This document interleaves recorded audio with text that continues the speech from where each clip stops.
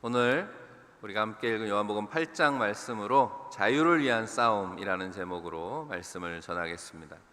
오늘 본문에 예수님께서 감람산으로 가셨다라는 말씀으로 본문이 시작되고 있습니다. 예수님은 감람산에 늘 기도하러 가셨습니다. 겟세마네라고 하는 곳도 감람산에 있는 지명이지요. 아마도 예수님은 그날도 밤을 새우면서 하나님의 음성에 귀를 기울이고 또 하나님의 뜻이 이루어지기를 땀과 눈물로 기도하셨을 겁니다. 그렇게 은혜 가운데 기도를 마치시고 이른 아침 성전으로 돌아오신 예수님에게 그날 하루는 순조롭고 평화가 가득한 하루였을까요? 그렇지 않았습니다. 오늘도 주님의 하루에는 많은 도전과 영적인 싸움이 기다리고 있었습니다. 무슨 말이냐면 우리가 기도할 때 기억해야 되는 것이 이것입니다.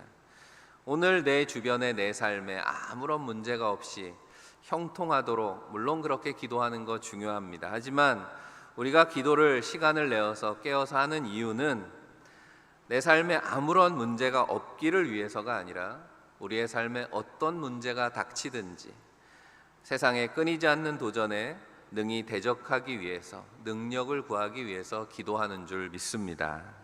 나를 거스르는 문제들을 세상의 방법이 아니라 하나님의 방법으로 해결하기 위함이고, 순간순간 벌어지는 상황들을 감당할 수 있는 지혜와 능력을 구하기 위함입니다. 또 오늘 내가 만나는 사람들과 일 앞에서 세상의 판단 기준이 아니라 하나님의 판단 기준으로 대하기 위해서 우리는 기도해야 되는 거죠.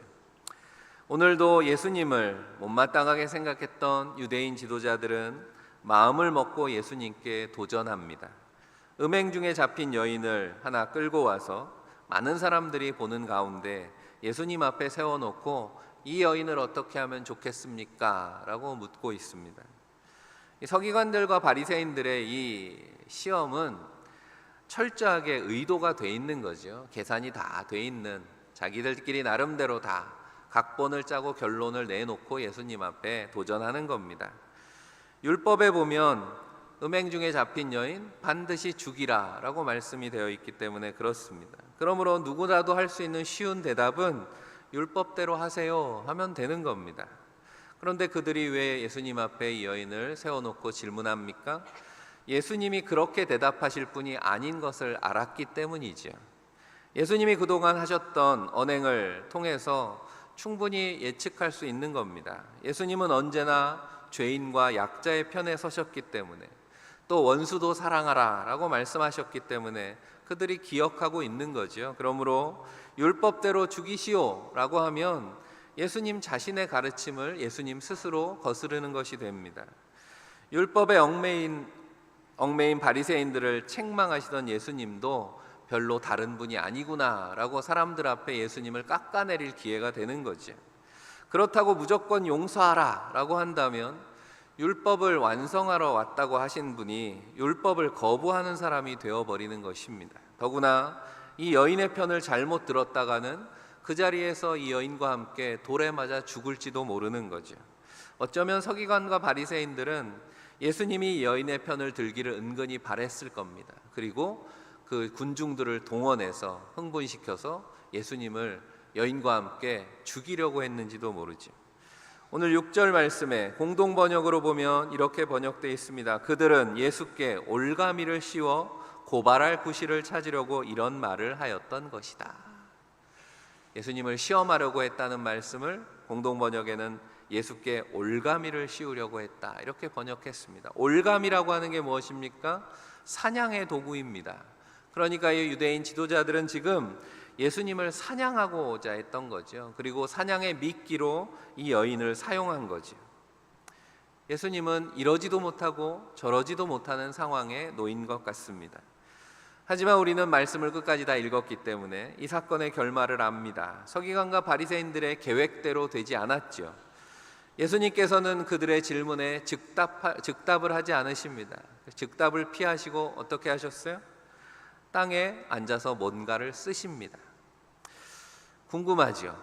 예수님께서 뭐라고 쓰셨을까? 성경에는 예수님이 뭐라고 쓰셨다는 말은 나와 있지 않기 때문에 많은 성경 연구가들의 상상을 불러일으킨 그런 말씀이기도 합니다. 어떤 주석가는 여인을 고발하는 서기관과 바리새인들아 너희야말로 죽을 죄인이다, 그렇게 쓰셨다고 이야기하기도 하고, 혹은 예수님께서 그 자리에 돌을 들고선 둘러선 사람들의 죄목을 하나하나 다 적고 계셨다, 그렇게 말씀하기도 합니다. 예수님은 늘 당신에게 주어진 지상의 사명, 십자가를 늘 기억하고 생각하셨기 때문에 예수님 그 시간에도 바닥에 십자가를 그리고 계셨을 것이다 라고 생각하는 사람도 있습니다. 여러분은 어떻게 상상이 되십니까? 예수님이 뭐라고 쓰셨을까요? 어쨌거나 그 침묵의 시간이 흐른 뒤에 모든 사람의 시선이 예수님께 집중되었을 때 예수님께서는 일어나서 이렇게 말씀하십니다. 7절에 너희 중에 죄 없는 자가 먼저 돌로 치라. 너희 중에 죄 없는 자. 예수님의 단호한 말씀은 흥분에 빠져있던 군중들의 마음에 꽂힙니다. 그리고 그 뒤의 내용은 오늘의 읽은 말씀 그대로. 오늘 말씀을 통해서 우리는 죄에 얽매인 사람들의 모습을 보게 됩니다. 아무도 돌을 던진 사람이 없었다라고 하는 말씀은 그 자리에 있는 모두가 죄인임을 고백하고 돌아갔다라는 말씀이 되죠. 9절에 그들이 이 말씀을 듣고 양심의 가책을 느껴 어른으로 시작하여서 젊은이까지 하나씩 하나씩 나가고 기록하고 있습니다. 무슨 말입니까? 죄의 문제 앞에서 남녀노소의 구분이 없다라는 말씀입니다. 어른부터 젊은이까지 모두가 죄에 얽매여서 살아가고 있었습니다. 그러므로 오늘 성경은 단지 가늠한 여인의 죽음의 위기에서 건져내신 예수님의 어떤 놀라운 지혜를 전하는 데 그치는 것이 아니라 죄에 얽매여 살아가는 인생이 어떻게 예수 그리스도를 만나서 자유함을 얻게 되는가에 대한 말씀인 거죠. 오늘도 주님의 말씀을 통해서 우리의 죄로부터 자유함을 얻게 되시기를 간절히 축원합니다. 죄에서 자유를 얻게 되기 위해서 먼저 말씀합니다. 하나님의 말씀 앞에 서시기를 바랍니다. 여인을 둘러싼 채 돌을 들고 흥분해 있는 군중들을 한번 상상해 보시기 바랍니다. 그렇게 살기등등했던 이들이 어떻게 순간 그렇게 얌전해졌습니까? 어떻게 변화가 일어났습니까? 바로 예수님이 하셨던 그 말씀 한마디 때문이었다는 거죠. 죄인을 정죄하는 일로 굳어져 있었던 그들의 마음들이 주님의 말씀 앞에 깨어났다는 것입니다. 하나님의 말씀은 이렇게 죄인의 마음을 깨웁니다. 죄인의 마음을 흔들어 놓습니다. 잠들어 있는 양심을 깨우는 거죠.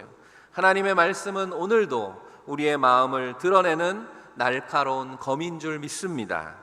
사실 그들이 돌을 들게 된 것도 하나님 말씀 때문이었죠. 율법 때문에 돌을 들었습니다. 그런데 그 율법이 정죄하는 것은 그 가늠한 여인뿐입니까? 아니죠. 율법은 모든 사람을 정죄합니다. 똑같이 자신의 죄도 정죄를 받는다는 걸 깨닫는 거죠. 예수님께서 전에 뭐라고 말씀하셨습니까? 마태복음 7장 2절에 너희가 비판하는 그 비판으로 너희가 비판을 받을 것이요 너희가 헤아리는 그 헤아림으로 너희가 헤아림을 받을 것이니라 말씀하셨습니다. 누군가를 손가락질하면 나머지 손가락은 자신을 향한다는 거죠.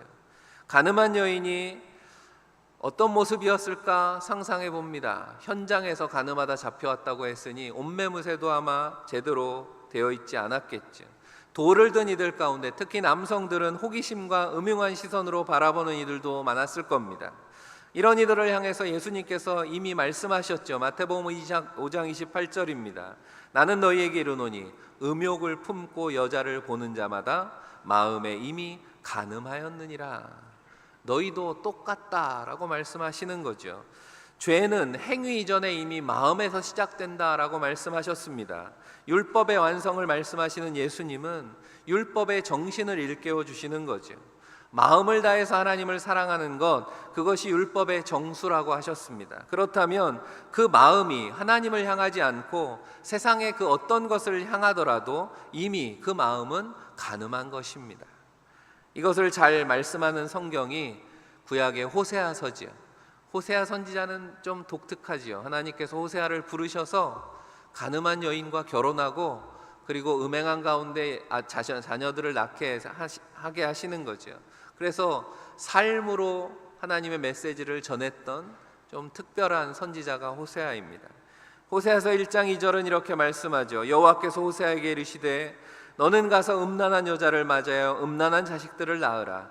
이 나라가 여호와를 떠나 크게 음란함이니라 하시니, 주님이 말씀하시는 음란함에 이 나라가 여호와를 떠나 음란했다라는 말씀에 주목합니다. 음란함이라고 하는 건 하나님을 떠나는 것이다라고 구약은 분명히 말씀합니다.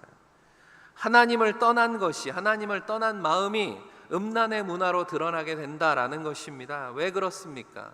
하나님을 향해야 되는 마음이 육신의 욕망을 향하게 될 때 그 마음은 결국 음란에 빠지게 된다는 거죠. 이것이 비단 구약의 이스라엘의 모습이나 오늘 말씀에 등장하는 이들에게만 국한된 이야기가 아니라는 것을 우리는 금방 깨닫게 됩니다. 오늘 우리 사회에서 목격하게 되는 수많은 사건들 속에서도 역시 하나님의 마음을 떠난 그런 모습들을 발견하게 되기 때문인 거죠. 국제예수전도단의 딘 셔먼이라고 하는 분이 쓴 영적 전쟁이라고 하는 오래된 책이 있습니다. 한 번쯤 관심이 있으시면 읽어보시면 우리 신앙인들의 영적 전쟁이 어떤 성격이고 어떻게 그 싸움에서 이길 수 있는가 잘 정리해 두었습니다. 영적인 싸움터에 대해서 우리의 삶에서 우리가 늘상 경험하게 되는 영적인 싸움터를 이 책에서는 간단하게 이렇게 정리해 줍니다. 그리스도인의 영적인 싸움에서 전략적인 요충지가 3가지가 있다고 이야기합니다. 그것은 우리의 생각과 마음과 입술이라고 이야기하죠. 우리가 비판적인 생각들을 하고 부정적인 마음의 태도를 가지고 상처를 입히는 더러운 말들을 할 때 그것이 하나의 견고한 진이 되어서 하나님을 아는 것들로부터 우리를 멀어지게 한다라고 고발하고 있습니다. 주님은 돌을 든 군중들에게 말씀합니다. 하나님을 떠난 음란함에서 자유로운 자가 있느냐라고 묻습니다. 겉으로 드러난 죄에 돌을 던짐으로 과연 그 감추어진 너희의 죄가 너희가 그 죄의 문제에서 자유할 수 있겠느냐라고 하는 겁니다. 그 돌 하나 던지는 것으로 자신들 안에 있는 감춰진 죄로부터 자유할 수 없다. 우리 사람들이 모이면 많이 하는 일 중에 둘만 모여도 다른 사람 험담을 합니다. 왜 다른 사람의 잘못을 들추고 정죄하는데 그렇게 열심을 낼까요? 왜냐하면 그 잘못하는 모습 속에 내 죄가 거기에 그대로 투영되어 보이기 때문에 그렇습니다. 그러니까 다른 사람이 잘못하는 모습 속에 내 모습이 있는 거죠. 그러니까 내가 그게 싫은 겁니다. 내 모습이 싫죠. 그런데 나에게 돌을 던질 수는 없으니 그 사람에게 돌을 던짐으로 해서 뭔가 보상을 받으려고 하는 그런 심리가 있다라고 하는 겁니다. 이런 심리를 희생양을 찾는다고 이야기하죠. 우리는 그렇게 늘 희생양을 찾습니다. 누군가 내 대신 돌을 맞아줄 사람을 찾는다는 거죠. 어린아이들도 똑같다는 겁니다. 그러다 보니 왕따와 같은 문제들이 생기는 거죠. 마치 나는 그런 허물에서 자유로운 것처럼 함께 돌을 들고 섭니다. 인면수심 흉악범들이나 꼴불견인 정치인들이나 종교인들의 뉴스에 나오면 우리는 그들을 향해서 손가락질하면서 돌을 던질 준비를 한다는 거죠. 하지만 하나님의 말씀 앞에 서게 되면 어떻게 됩니까? 말씀이 우리의 마음을 비춥니다. 우리의 양심을 흔들어 놓습니다. 우리는 감추어졌던 우리의 죄를 깨닫게 되고 가슴치며 회개할 수밖에 없는 거죠. 성령이 하시는 일이 그런 겁니다. 성령 충만한 예수님의 제자들이 예루살렘 성전에 나가서 말씀을 선포할 때 사도행전에 보면 이전까지 예수 그리스도를 조롱하고 예수 그리스도를 십자가에 못 박으라고 외쳤던 그 사람들이 성령 충만한 사도들의 말씀에 그들의 죄가 다 비추어지니 어떻게 고백합니까? 반응합니까? 사도행전 2장 37절이지요. 마음에 찔려, 그들이 마음에 찔렸다 그랬습니다. 예수님을 십자가에 못 박아라 할 때까지만 해도 마음이 찔리지 않았거든요. 그런데 그들에게 성령이 임하니 마음이 찔립니다. 베드로와 다른 사도들에게 묻습니다. 형제들아, 우리가 어찌할꼬 하거늘. 그때 베드로가 회개하라 그리고 세례를 받으라 했을 때 5,000명이 3,000명이 하나님 앞에 회개하며 돌아왔습니다. 오늘도 진리의 말씀 앞에 서는 저와 여러분들이 되시기를 바랍니다. 나의 마음과 생각을 흔들어 깨우시는, 죄에 얽매여 고통당하는 인생을 자유케 하시는 하나님의 진리의 말씀 앞에 서는 여러분들이 되시기를 바랍니다. 예수님께서는 요한복음 8장 31절 이하에 이렇게 말씀하셨죠. 너희가 내 말에 거하면 참으로 내 제자가 되고 진리를 알지니 진리가 너희를 자유케 하리라. 진리 되신 예수 그리스도가 우리를 자유케 하심을 믿으시기를 바랍니다. 두 번째로 자유를 위해서 주님 앞에 내려놓으시기를 바랍니다. 주님의 말씀 앞에 양심이 깨어난 사람들은 한 사람씩 돌을 내려놓았습니다. 이 죄의 문제는 누군가에게 그 돌을 던진다고 해결되는 것이 아니기 때문입니다. 개인적으로 하나님 앞에서 하나님 앞에 대면해서 1대1로 해결해야 되는 것이 죄의 문제죠. 주님은 단지 여인의 문제만이 아니라 그 자리에 선 한 사람 한 사람 모든 죄인을 만져주셨다라는 거죠. 오늘 주님께서 말씀을 통해 여러분과 저 한 사람 한 사람 만져주시는 은혜의 시간이 될 줄로 믿습니다. 돌을 들고는 있지만 정말로 그 여인에게 돌을 던지게 되었을 때 과연 그들은 행복했을까라는 거죠.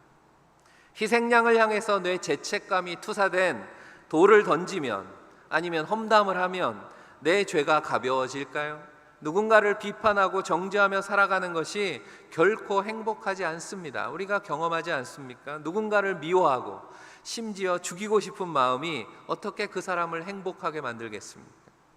더 나가서 만약에 정말로 돌을 던져서 그 여인을 죽였다고 해보십시오. 그러면 집에 돌아가서 내가 오늘 가늠한 여인을 돌로 쳐서 죽였어 자랑스럽게 얘기하고 떳떳할까요? 아니죠. 그 장면이 늘 마음에 남을 것입니다. 우리가 트라우마라는 말을 합니다. 외상 후 스트레스 장애라고 하는 의학 용어인데, 전쟁이나 천재지변이나 어떤 폭행이나 사고 등에 의해서 신체나 정신적으로 충격을 경험한 후에 나타나는 그런 마음의 질병이죠. 트라우마라고 이야기합니다. 예컨대 전쟁터에서 국가의 명예를 걸고 나와서 적들에게 총을 쏩니다. 적들에게 무기를 사용합니다. 하지만 전쟁을 치르고 나서는 어떻습니까? 내가 사람을 죽였다라고 하는 상처가 오랫동안 그 마음에 남아서 그 사람의 인생을 망가뜨리는 모습을 우리가 많이 봅니다. 전쟁의 트라우마라고 하는 거죠. 꼭 그렇게 직접 사람을 폭행하거나 죽이지 않더라도 트라우마가 남는다고 합니다. 예전에 장군의 아들이라고 하는 오래된 영화죠. 어르신들은 보셨을 텐데, 이 장군의 아들 영화 한 편으로 하루아침에 스타가 된 박상민이라고 하는 배우가 있었습니다. 이 배우가 인터뷰한 내용이 있습니다. 장군의 아들 보셨겠지만 처음부터 끝까지 싸움하는 영화잖아요. 치고받고 싸움하는 영화입니다. 실화를 배경으로 한 영화니까. 폭력이 많이 나오는 영화를 찍고 나서도 그런 트라우마를 겪었다라고 하는 겁니다. 그러니까 유사한 경험이잖아요. 내가 싸움을 한 게 아니라 싸움하는 연기를 했을 뿐인데 폭력적인 장면을 많이 연기를 하고 나니까 트라우마가 있더라는 겁니다. 그래서 의사를 만났을 때 상담을 한 의사가 조언하기를, 박상민 씨, 당신 즉 이걸 치료받지 않으면 결과는 둘 중에 하나입니다. 내가 누구를 죽이게 되든지 아니면 스스로를 죽이게 되든지 결국 죽게 된다는 거죠. 이 트라우마 때문에. 그렇다면 말씀을 통해서 우리는 깨닫게 되죠.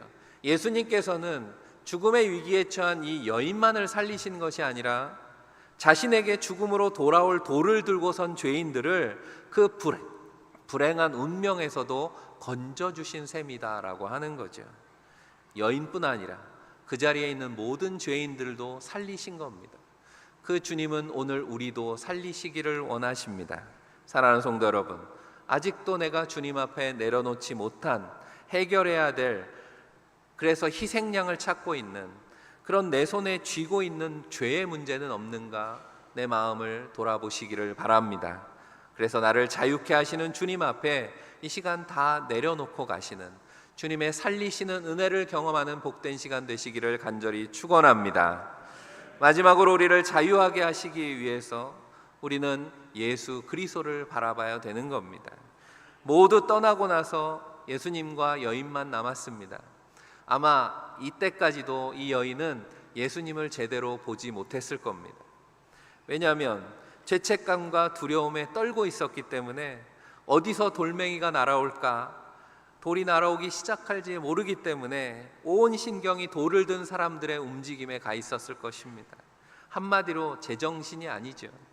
죄의 노예로 산다는 게 그렇습니다. 죄책감에 매여 살아간다는 것, 죄의 올무에 매여 살아간다는 건 그렇게 정신이 없이 사는 겁니다. 그런데 이제 주님과 단둘이 남게 되었습니다. 그리고 예수님의 인자한 음성이 드디어 들립니다. 10절에 여자여 너를 고발하던 그들이 어디 있느냐, 너를 정죄한 자가 없느냐. 우리의 죄가 어디에서 비롯됩니까? 하나님과 인간 사이에 뭔가 끼어드는 것이 문제입니다. 나와 하나님 사이에 뭔가 끼어드는 거죠.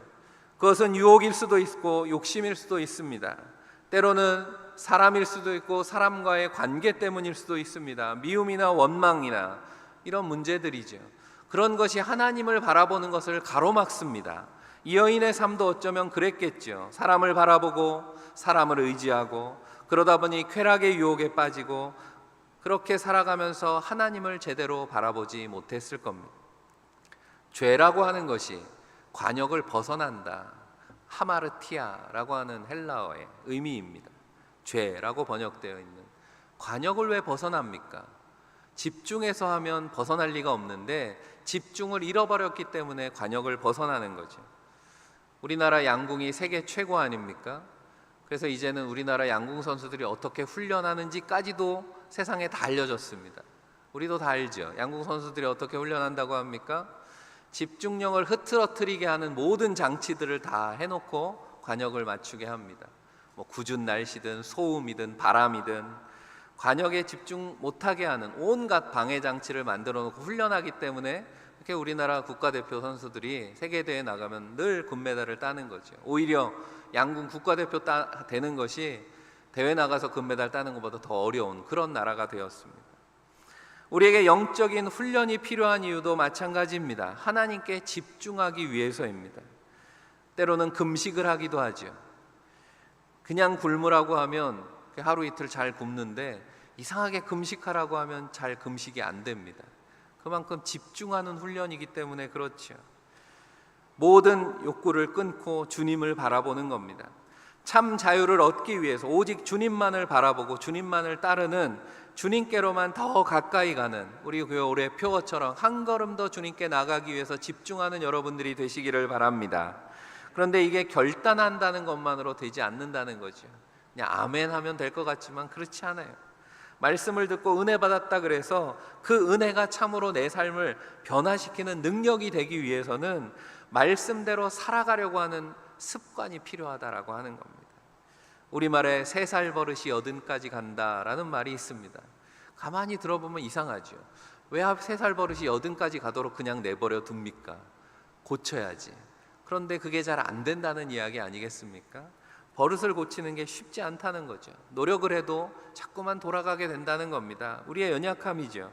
주님이 여인에게 그래서 말씀합니다. 11절에 가서 다시는 죄를 범하지 말라. 다시는 그 습관에 빠지지 말라는 거죠. 음행하는 습관에 빠지지 말라. 지금까지 죄의 노예가 되어 살아왔다면 더 이상 죄에 매여 살지 말라. 죄의 습관을 버리고 변화된 삶을 살라. 주님께서 말씀하십니다. 물론 변화는 주님만 바라보겠다라는 결심에서부터 시작합니다. 하지만 결심하는 것만으로 안 되고 삶으로 옮겨야죠. 행동으로 옮겨야죠. 그것을 훈련하고 습관화해야 되는 거죠. 전에도 습관이라고 하는 한자어를 한번 설명으로 말씀드린 적이 있습니다. 익힐 습자, 꿰를 관자죠. 어린 새가 날개짓을 연습하듯이 매일 반복해서 마음에 꿰이듯 익숙해지는 것, 그게 습관이라 그랬습니다. 새는 중력을 이기기 위해서 날개짓을 합니다. 죄라고 하는 건 마치 중력과도 같습니다. 가만히 있으면 추락하게 되어 있습니다. 또한 죄는 도도한 물결과도 같습니다. 가만히 있으면 휩쓸려 갈 수밖에 없습니다. 오늘 말씀처럼 날마다 나의 마음을 흔드는 진리의 말씀 앞에 서는 훈련을 해야 되는 것이고, 나의 연약함과 죄의 문제를 주님 앞에 고백하며 내려놓아야 되는 것이고, 부지런히 주님을 바라보지 않으면 우리는 또 어느새 축복의 통로가 아니라 복음의 빛을 가리는 장애물이 될 수도 있다라는 거죠. 그래서 우리는 멈추면 안 됩니다. 날마다 새로운 날개짓을 시작해야 합니다. 어린 새가 몸무게의 중력을 이기고 자유롭게 비행할 수 있게 된 것은 타고난 본능 때문이 아니라 그 본능을 따라서 훈련한 결과라고 하는 거죠. 그런데 우리는 왜 훈련하지 않습니까? 우리가 훈련하지 않는 이유는 나 자신이 누구인지를 잊어버리기 때문입니다. 자꾸만 잊어버립니다. 내가 누구인지, 내가 누구입니까? 마치 미운 오리 새끼의 이야기에 나오는 것처럼 원래는 백조란 말이에요. 그런데 자신은 오리라고 생각하고 뒤뚱뒤뚱 걷는 연습만 한다는 겁니다. 날개짓을 해야 되는데 우리가 새롭게 출발하지 못하는 이유 중에 하나는 내가 누구인가 불분명하기 때문입니다. 아니면 내가 누구인지를 잊어버리기 때문입니다. 영적 전쟁에 대해서 말씀하는 에베소 6장에 보면 하나님의 전신갑주를 취하라 라고 말씀하면서 구원의 투구, 성령의 검, 믿음의 방패, 여러 가지 하나님께서 우리에게 선물로 주시는 것들에 대해서 말씀하고 있습니다. 구원, 믿음, 의로움, 말씀, 성령, 평화의 복음 모두가 다 우리 안에서 나오는 것이 아니라 하나님께서 우리에게 선물로 주신 것들입니다. 그 선물이 저와 여러분에게 있다는 사실을 잊지 마시기를 바랍니다. 그것을 하나님께서 그럼 우리에게 왜 주시냐는 거죠. 왜 우리에게 주실까요? 우리가 하나님의 자녀가 되었기 때문입니다. 저 여러분이 하나님의 자녀이기 때문에 하나님은 하나님의 자녀들에게 영적인 싸움에서 이길 수 있는 모든 자원과 무기들을 넉넉하게 공급해 주심을 믿으시기를 바랍니다. 우리가 예수 그리스도를 구주로 고백할 때 예수 이름의 능력과 권세, 보혈의 능력이 우리 가운데 함께 하심을 믿으시기를 바랍니다. 우리가 구원받았을 때 성령이 우리 가운데 함께 하시고 역사하심을 믿으시기를 바랍니다. 하나님은 그런 분이죠. 사랑의 하나님은 우리를 대책 없이 싸움터에 내보내시는 분이 아닙니다. 우리가 승리할 수 있도록 모든 준비를 다 갖추어 주시는 분이다라고 하는 거죠. 중요한 것은 그 하나님의 능력, 하나님의 선물을 우리가 계속해서 활용해야 된다라고 하는 겁니다. 사랑하는 성도 여러분, 올해 결심했는데 잊어버렸던 일들은 없습니까? 작심삼일이 되어버렸던 영적인 훈련들은 없습니까? 멈추어버린 영적인 싸움은 없습니까? 나를 사랑하시는 주님을 바라보면서 자유로 향한 날개짓을 멈추지 마시기를 바랍니다. 오늘도 하나님이 주시는 능력에 힘입어서 영적인 싸움을 통해 모든 죄로부터 자유케 되시는 주 안에서 승리하는 성도들이 다 되시기를 주의 이름으로 간절히 축원합니다. 기도하겠습니다. 사랑의 하나님, 오늘도 우리의 마음과 생각을 흔드는 세상의 시험, 죄의 유혹 앞에서 우리를 지켜주시는 은혜와 사랑에 감사합니다. 죄로 굳어진 마음들이 있다면 회개하게 하시고 죄의 짐들을 내려놓게 인도하여 주옵소서. 주님을 바라보지 못하고 방황하던 마음이 있다면 우리의 마음을 새롭게 하셔서 말씀 앞에 우리의 믿음의 날개짓을 멈추지 않도록 도와 주옵소서.